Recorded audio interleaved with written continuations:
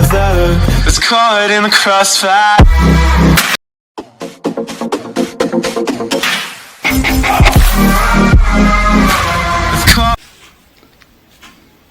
ఈ ప్రపంచ చరిత్రలో చాలామంది శాస్త్రవేత్తల్ని వాళ్ళ ఆలోచనల్ని మతపరమైన సిద్ధాంతాల వైరుధ్య కారణంగా అనేక మందిని హింసించారు, కొంతమందిని ఖైదు చేశారు, మరికొంతమందిని చంపారు. అటువంటి వారు ఎవరో మనం ఈ వీడియోలో చూద్దాము. హిపాటియా, ఈమె 350 నుంచి 415 క్రీస్తుపూర్వము ఉండేది. ఆమె ఒక గణిత శాస్త్రవేత్త, ఖగోళ శాస్త్రవేత్త మరియు తత్వవేత్త. ఆమె అలెగ్జాండ్రియాలో నియోప్లాటానిక్ తత్వ పాఠశాలకు నాయకత్వం వహించింది. క్రైస్తవ మత ఛాందస్సులు పరమత విశ్వాసం కలిగి ఉందని ఆమెను హత్య చేశారు. ఇక సోక్రటీస్, ఇతను బిఫోర్ క్రీస్ట్ 470 నుండి 399 వరకు జీవించి ఉన్నాడు. ప్రసిద్ధ గ్రీకు తత్వవేత్త అయిన సోక్రటీసు తన తాత్విక బోధన వల్ల అతనికి విషం పెట్టి చంపివేశారు. ఎథీనియన్ యువకుల మనస్సులను భ్రష్టు పట్టించాడని ఇతన్ని చంపివేయడం జరిగింది. ఇకపోతే గియోర్డో బ్రూనో, ఇతను 1548 నుండి 1600 BC వరకు నివసించాడు. ఈయన ఒక ఖగోళ శాస్త్రవేత్త, తత్వవేత్త మరియు కవి. సూర్యుడు కేంద్రంగా ఉన్న సౌర వ్యవస్థ సిద్ధాంతాన్ని ప్రతిపాదించినందుకు గాను ఈయన్ను కాల్చి చంపారు.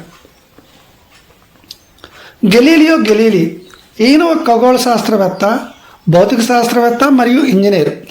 చర్చి యొక్క భూకేంద్రీకృత సిద్ధాంతానికి విరుద్ధంగా సౌర వ్యవస్థ సిద్ధాంతాన్ని ఏర్పాటు చేసి సమర్థించినందుకు గాను ఇతన్ను చాలా హింసించి విచారణలో చాలా రోజుల పాటు జైల్లో ఉంచారు. మైకేల్ సెర్వటస్, ఇతను 1511 నుండి 1553 వరకు నివసించాడు. స్పానిష్ వైద్యుడైన ఇతను మత సంస్కర్త కూడా. ట్రినిటీ సిద్ధాంతాన్ని తిరస్కరించినందుకు గాను ఆయన్ని కాల్చి చంపారు. బ్రూనో డి కాంపో, ఇతను ఇటాలియన్ తత్వవేత్త మరియు సన్యాసి.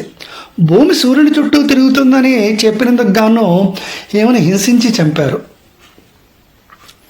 వెసాలియస్, ఇతను 1514 నుండి 1564 వరకు జీవించి ఉన్నాడు. బెల్జియన్ శరీర నిర్మాణ శాస్త్రవేత్తగా ఇతనికి పేరు ఉంది. మానవ శరీరాన్ని అధ్యయనం చేసినందుకు గాను ఇతను చాలా వేధింపబడ్డాడు.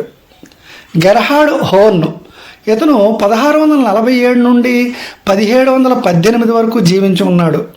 జర్మన్ ఖగోళ శాస్త్రవేత్త అయిన ఈయన భూమి సూర్యుడి చుట్టూ తిరుగుతుందని చెప్పినందుకు గాను ఇతన్ని ఉద్యోగం నుండి పూర్తిగా తొలగించడం జరిగింది. తర్వాత సెడ్రిక్ టౌన్యాండ్, ఇతను 1924 నుంచి 1994 వరకు జీవించి ఉన్నాడు. ఇతను బ్రిటిష్ సైన్స్ ఉపాధ్యాయుడు. ఇతడు జమైకాలో మానవ పరిణామాన్ని బోధించినందుకు గాను, దేశ విద్యా వ్యవస్థను నాశనం చేస్తున్నందుకు గాను ఇతన్ని చంపివేయడం జరిగింది. ఇలాగా చాలామంది తమ తెలివితేటల కోసము రక్తాన్ని చిందించవలసి వచ్చింది. వీళ్ళందరూ మానవ జాతికి ఎంతగానో ఉపకారం చేయబడిన వ్యక్తులు. కానీ మతం ముసుగులో చాలామంది తమ ప్రాణాలు కూడా కోల్పోవలసి వచ్చింది.